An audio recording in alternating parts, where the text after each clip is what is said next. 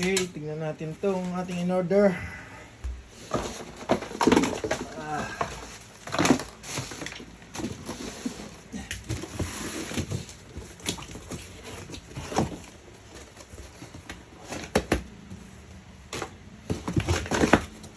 Yung isa, buksan ko na kanina.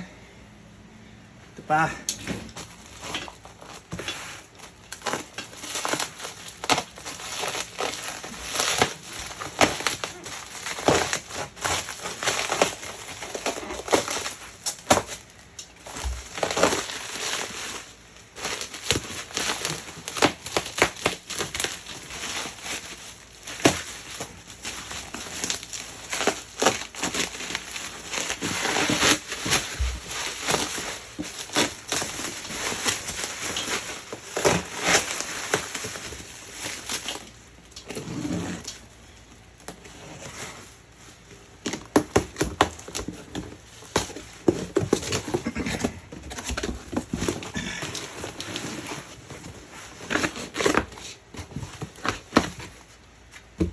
Okay, safe naman.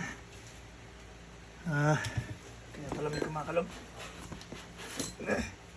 Sumabog yung mga busbar. Busbar sa tornilyo.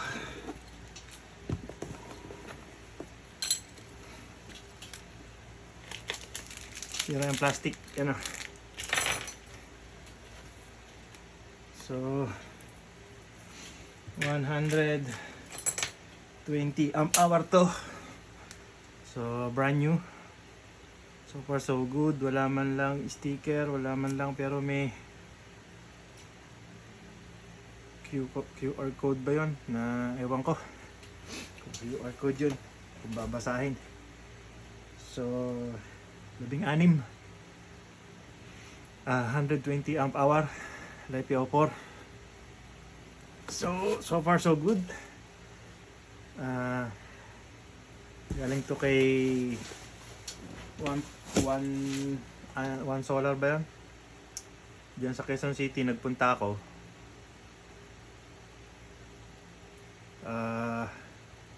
Mas mahal siya pagka bimili kayo dun sa store nila kaysa bibili kayo sa Shopee or Lazada. So sayang din yung matitipid. Actually, mas mura sa Lazada. So, ginawa ko, umorder ako ng isa sa Lazada. Dalawang set sa Lazada, dalawang set sa Shopee. So, in-order ko to 2 days ago. Maghihintay ka nga lang. So, sabay ko in-order to, sabay din dumating ngayong araw na to, kararating lang. So, abangan nyo na lang.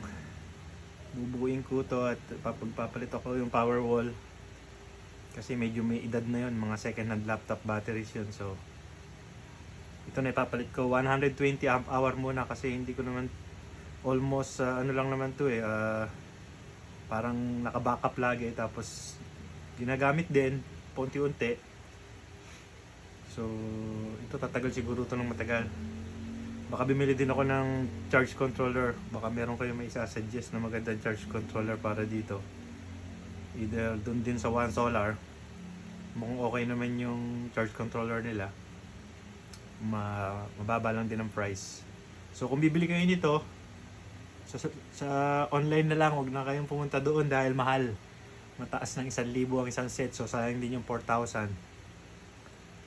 Ang ano lang dito, ang problema dito, ang warranty baka mahirap yung i-claim. Pero so far, pag kasi bago yan, huwag kang mag-alala sa warranty kahit naman sa ang ka-umorder, basta sa warranty mga battery. Kahit umorder kayo ng 5 years warranty, ang battery ay hindi nasisira agad yan eh. Ang mabilis masira yung mga BMS saka yung madalas ang nasisira BMS at saka yung balancer.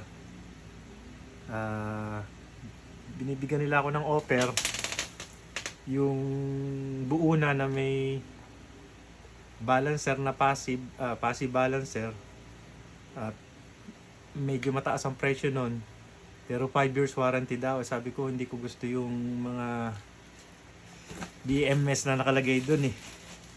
So gusto ko ako na lang gagawa. So ito na in order ko.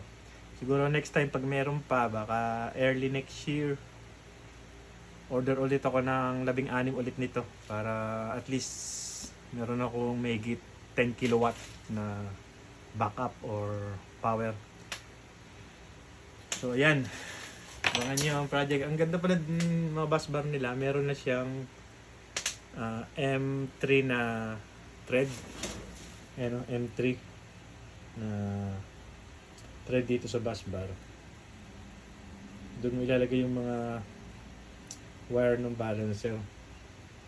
So ayan, brand new, 120 amp hour. Wala man lang sticker na nakalagay kung ano, pero I trust naman yung pinili natin na 120 amp hour to. So yan,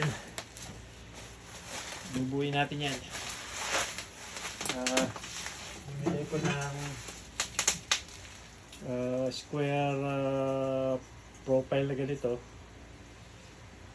Kukompress natin ng konti, pero isang diretso lang yan, isang mahaba. Lalagyan ko dito ng bitbitan para kayang buhatin ng 2 tao. So abangan nyo, isang hilera lang yan ang orientation. Abangan nyo, ibibideo ko na lang. Yan lang muna, unboxing ng project natin sa ating solar storage. Thank you.